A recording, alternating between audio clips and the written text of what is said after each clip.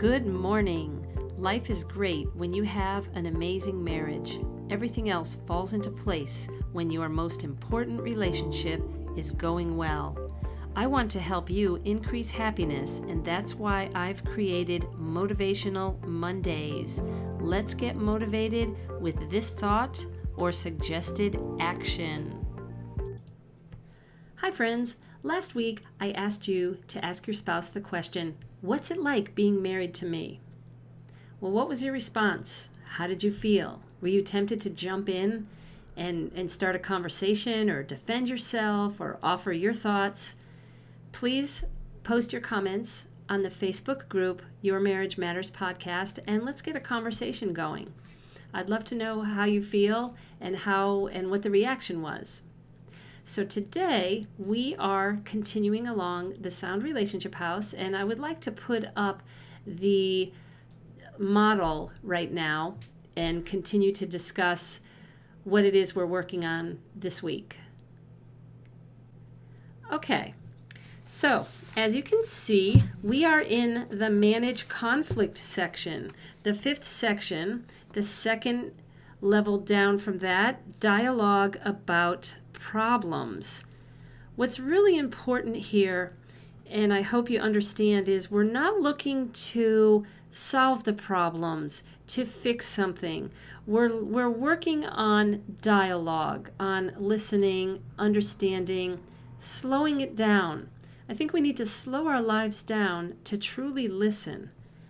And we're going to be listening and dialoguing about problems. In my podcast, I talk about how we can create peace and what it is we're looking for when we dialogue.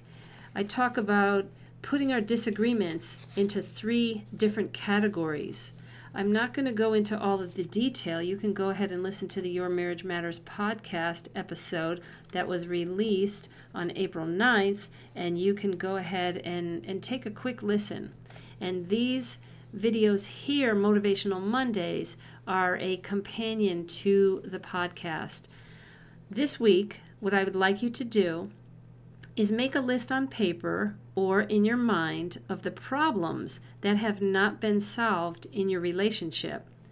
Perhaps that is telling you something, that maybe they can't be solved. Maybe it's okay that they can't be solved.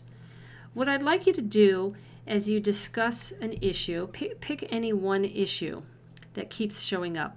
Think of new ways of thinking about this difference or this impasse. Think of new ways of talking about this issue with your spouse.